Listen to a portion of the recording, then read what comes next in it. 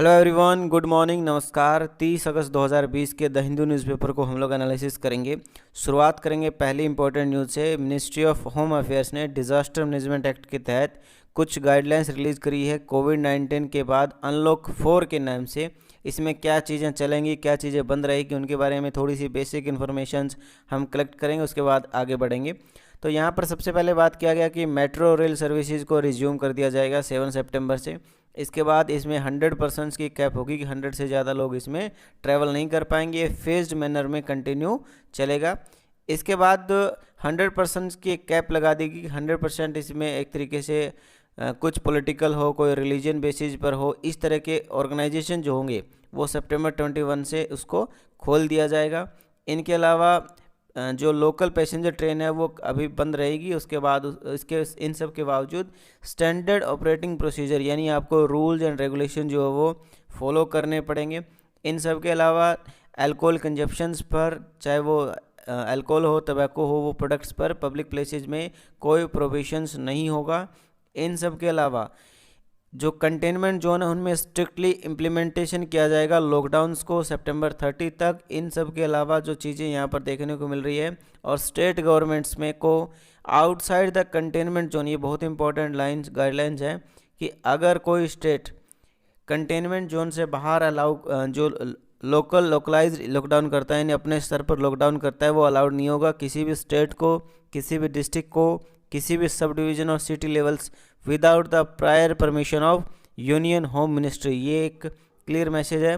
इन सब के अलावा स्कूल, कॉलेज, एजुकेशनल इंस्टीट्यूट जो है वो 30 सितंबर तक बंद रहेंगे, लेकिन research scholar and student of technical और प्रोफेशनल इंस्टीट्यूशन जो लेबोरेटरी रिलेटेड वर्क है उनको वो विजिट कर सकते हैं प्रीमिसेस के अंदर या जहाँ पर ये सारी प्लेसेस हैं।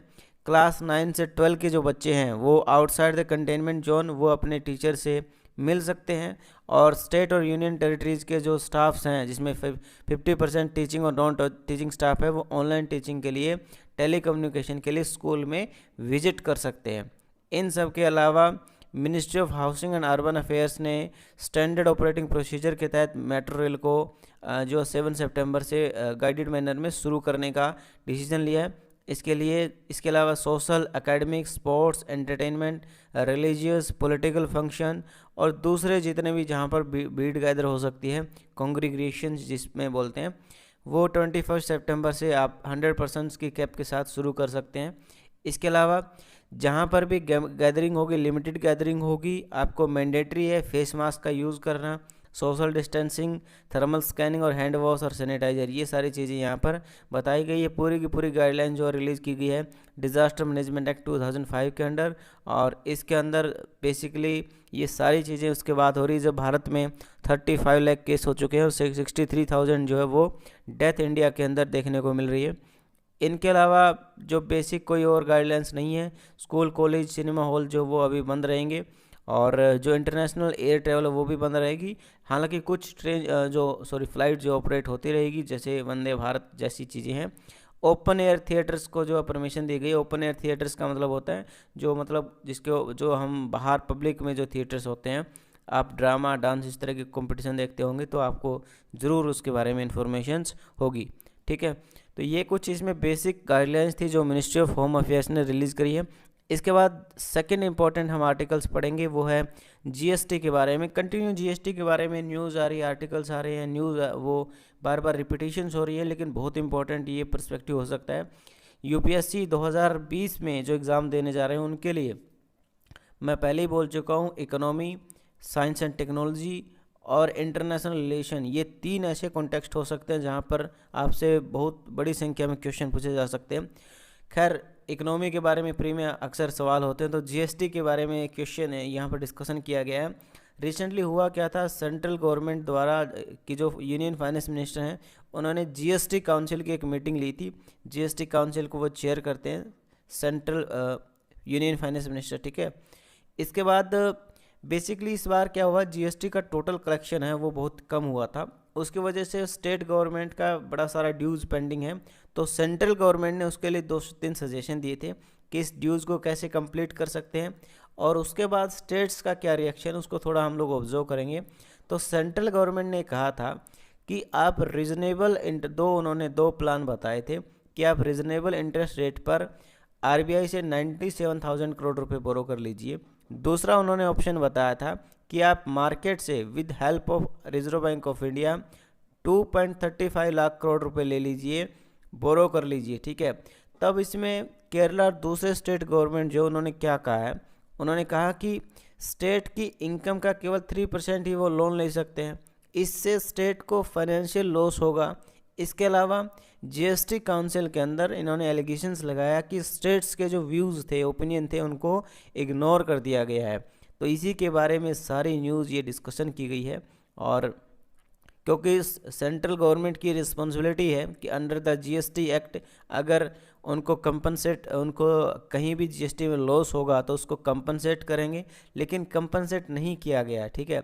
तो सेंट्रल गवर्नमेंट ने कहा कि रेवेन्यू गैप हो सकता है 3 लाख करोड़ रुपए तक का हो, और इसको एक्ट ऑफ गॉड बोला गया था।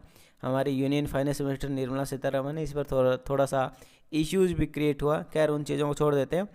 तो इन चीज़ों के बाद हम देख रहे हैं कि स्टेट गवर्नमेंट और सेंट्रल गवर्नमेंट में जीएसटी ड्यूज़ को लेकर काफ़ी सारे इश्यूज देखने को मिल रहे हैं, और वो फाइनेंशियल लॉस को लेकर एक इम्पॉर्टेंट पॉइंट है, क्योंकि किसी भी स्टेट गवर्नमेंट को प्रॉपरली रन करने के लिए उसके पास रिसोर्सेज का होना बहुत ज़रूरी है। पैसा नहीं होगा तो इकोनॉमी कैसे चलेगी, आपकी गवर्नमेंट कैसे चलेगी, ये सारी चीज़ें हैं। इसलिए वो डिमांड कर रहे हैं कि कंपनसेट करें और सेंट्रल गवर्नमेंट हमें लोन लेकर जो है वो पे करे, ठीक है। क्योंकि सेंट्रल गवर्नमेंट के पास जो है वो उनको ज़्यादा लोन मिल सकता है, सस्ते दर पर मिल सकता है, और उन पर ज़्यादा रिस्ट्रिक्शंस नहीं होंगे। तो ये उनका कहना है। खैर आगे बढ़ते हैं। इसके बाद दिल्ली गवर्नमेंट और वहाँ के एलजी लेफ्टिनेंट गवर्नर के बीच में एक बार फिर से इश्यूज हमें देखने को मिल रहा है, और नीट जेईई की एग्जामिनेशंस को लेकर ये इश्यूज है कि वहाँ के चीफ मिनिस्टर ने कहा कि एग्ज़ाम को पोस्टपोन कर दिया जाना चाहिए, लेकिन लेफ्टिनेंट गवर्नर ने सीएम की जो मांग थी उसको ओवरटर्न कर दिया, यानी वो अपनी परमिशन उन्होंने अपने तरीके से दी है।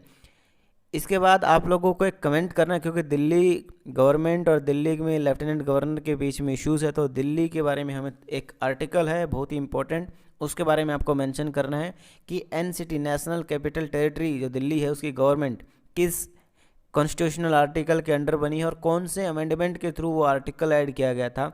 अटैच्ड क्वेश्चन है, कौन सा आर्टिकल है और कौन से कॉन्स्टिट्यूशनल आर्टिकल के अंडर वो अमेंडमेंट के अंदर वो आर्टिकल इंसर्ट किया गया था हमारे कॉन्स्टिट्यूशन के अंदर, वो आप नीचे कमेंट करेंगे।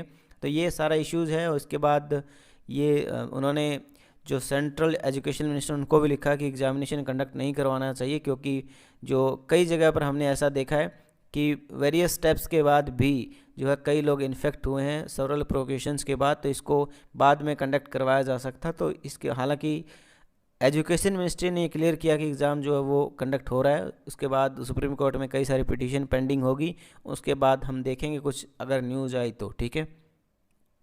यहाँ पर पेज नंबर 9 में वर्ल्ड वाले सेक्शन में कई सारी न्यूज़ हैं जिसके बारे में हमें थोड़ा सा देखना है। सबसे पहले शी जिनपिंग ने एक तिब्बत के आसपास जो है एक वॉल बनाने का डिसीजन लिया कि एक वॉल या दीवार खड़ी करेंगे। ये सारी चीज़ें क्यों करी है उन्होंने कहा कि ये efforts to ensure national security and enduring peace and stability के नाम पे उन्होंने ये दीवार खड़ी करने के बारे में डिसीजन लिया है। इसके अलावा उन्होंने कुछ चीज़ें और कही जिसके बारे में हमें थोड़ा समझना है। यहाँ पर बताया गया कि ये इम्पोर्टेंट इसलिए कि एजुकेशन और गाइडेंस के थ्रू मासेज को प्रोवाइड करवाया जा सके, और ऐसे लोग जो सेपरेटिज्म या इस तरह की चीज़ों में इन्वॉल्व है उनके ऊपर स्ट्रिक्ट एक्शन जो है वो लिया जा सके। हालांकि तिब्बत में ऑलरेडी जो है वो स्टेट गवर्नमेंट वहाँ की काम करती है, वहाँ की एक तरीके से ह्यूमन राइट्स के नाम पे या इन सब बेसिक फैसिलिटीज़ के नाम पे जो है वो कई चीज़ें करती रहती है, और बहुत सारे लोगों को अरेस्ट किया उन्होंने religion, environmental protection, land rights और ऑफिशियल करप्शन के नाम पे, जिनको अलग अलग चीज़ों की वजह से उसमें जेल में डाल दिया गया है। तो ये सारी चीज़ें हैं, उनको हम बाद में डिस्कस करेंगे कभी अगर और ज़्यादा डिटेल्स आई। तो एक जनरल न्यूज़ है, जनरल इन्फॉर्मेशन हमारे पास होनी चाहिए, पता नहीं एग्ज़ाम में आए ना आए, लेकिन एक जनरल इन्फॉर्मेशन के रूप में हमें चीज़ों को थोड़ा ऑब्जर्व करना है। इन सब के अलावा टर्की जो है साइप्रस के आसपास एक एक्सरसाइज होल्ड करेगा, उस चीज़ को भी हम कल डिस्कस कर चुके हैं, ठीक है।